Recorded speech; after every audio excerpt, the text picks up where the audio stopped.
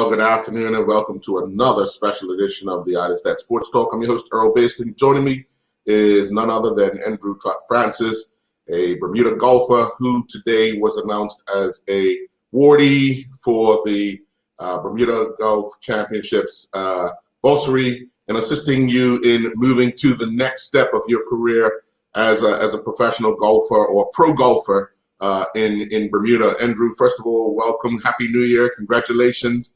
Happy New Year, Al. Yeah, take us through this whole process of you being awarded the first BBC Bursary for golf. Well, I guess I have to give all thanks to God first and foremost.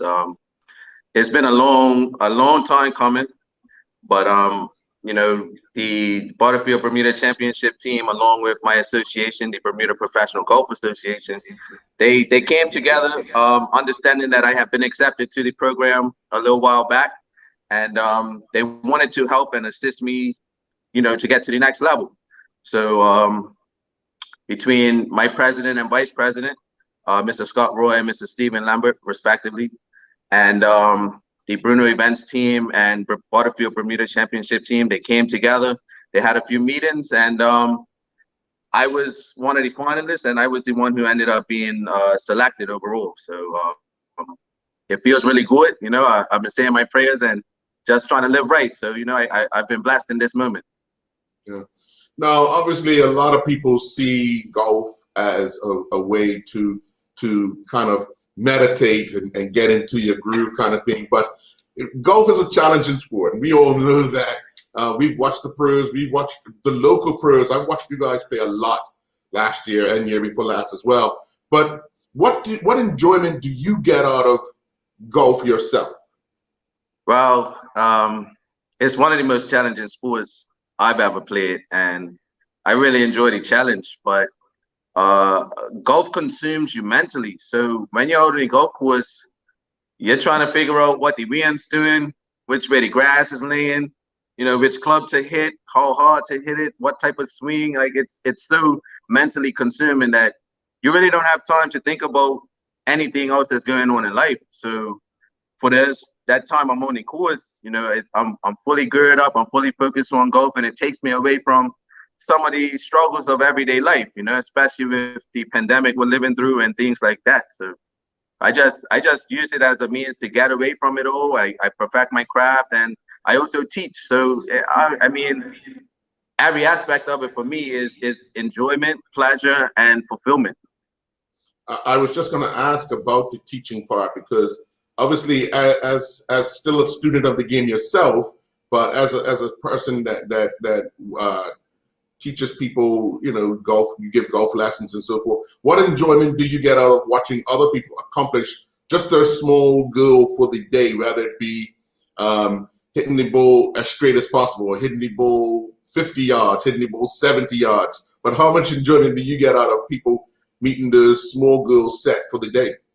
Well, a lot of my students, they call me very charismatic, because we always start all my first time lessons and everything. We always start with this one hand drill, and I teach them how to hit the ball with the weaker hand with one hand in less than 30 minutes. And once they start to do it correctly, and I see the joy on their face, like I get really excited by it, and I make a lot of noise on the range from time to time because I'm celebrating a good golf shot from one of my students, and I absolutely adore it. I mean, I teach mostly juniors and women. And I got a few males as well, but it's just a pleasure to watch somebody do something they've never done before.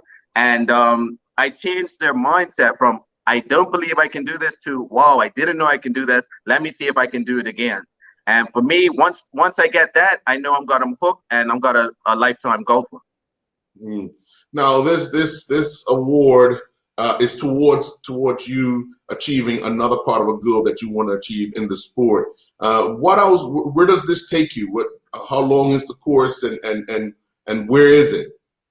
Well, a little background. I did my associate's degree as I was raised in Florida. I did middle school, high school, and now this is my bachelor's degree I'm going into. But I did my associate's in Jacksonville, Florida, and now that I've joined this program, it's an accelerated program. pardon me. But yeah, it's an accelerated program, and instead of 4.5 years as it normally is, I only have to do it for 3 years, and it's going to be mostly golf specific, with a few electives that I have to take. Probably do something in economics, but nonetheless, I'll become a member of the PGA of America. I'll be one of the first Bermudians to join the PGA of America, if not the first. I'm not sure, but don't quote me on that.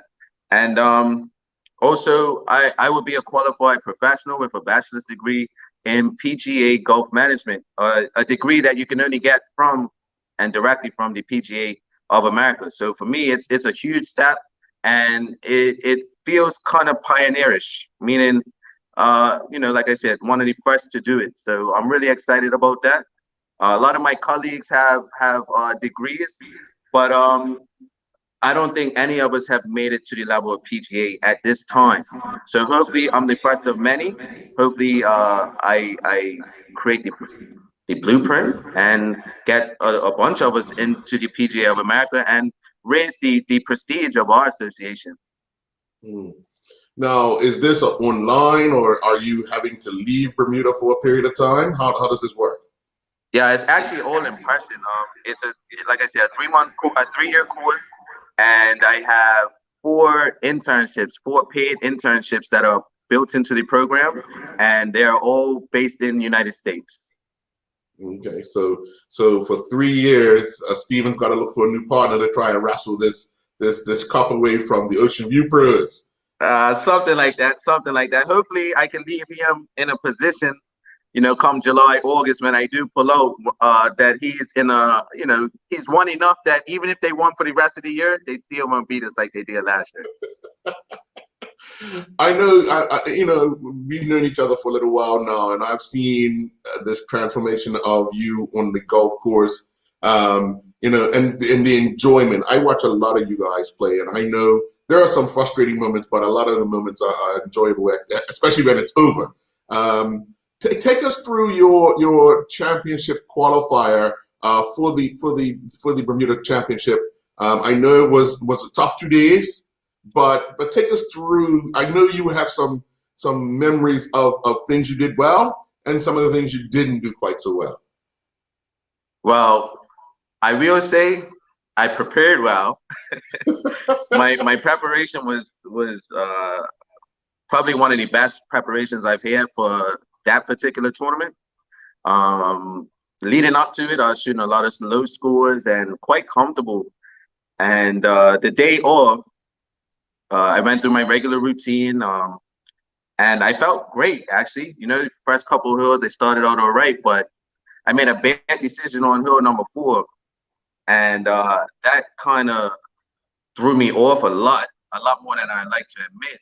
And I followed a triple on number 4 with a double on number 5 before eventually stabilizing after that. But the triple on 4 really upset me, a little behind the scenes, but my caddy and I didn't agree on what club to take, but I trust my caddy's advice and opinion, and I took the club, and I didn't hit it bad. I didn't hit the green, but I ended up in the trap.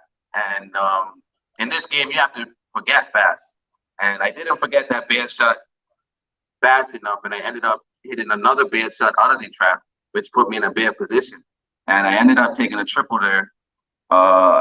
Which really, from the middle of the fairway, I should have got a bogey at worst. And that kind of stuck with me. I made a double on the next hill from the middle of the fairway as a result. And being 5 over in the first 5 hills is never the way you want to start a run. And from that point on, I was just fighting them, pressing.